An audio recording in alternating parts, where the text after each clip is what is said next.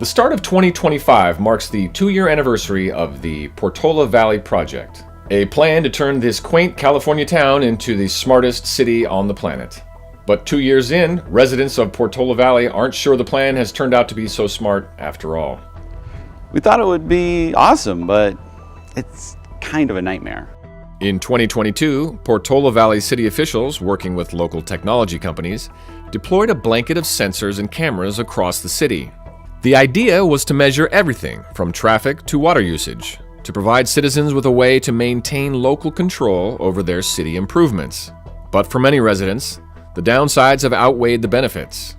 At first, it made me feel safe, but it's time-consuming and expensive. My neighbor called the cops because she got an alert that my cat had wandered into her yard. You park 2 inches into someone's driveway and the city sends you a bill. So it's just led to everybody fighting about every little thing.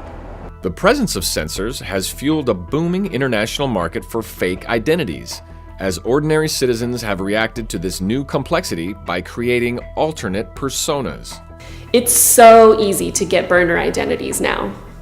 I have friends who've created multiple profiles that can all pass a retina scan. They're involved in so many arguments, they really needed some place, or really someone, to escape to. Experts note that Portola Valley is just one example of how a world of sensors and cameras may be making even mundane problems harder, not easier to solve. Countries are fighting over the borders that they never used to think about. Houses in Japan, now they have sensors that track the reduction of the air quality due to Chinese coal plants. Everything can be tracked. It's also more difficult for law enforcement. We used to assume that people had more identities were criminals. Now everyone has more identities, so who are the real criminals? Here in Portola Valley, at least, the dream of becoming America's smartest city may be drawing to a close. I hope they decide to get rid of it. It sounded sensible, but I'd go back to the old way in a heartbeat.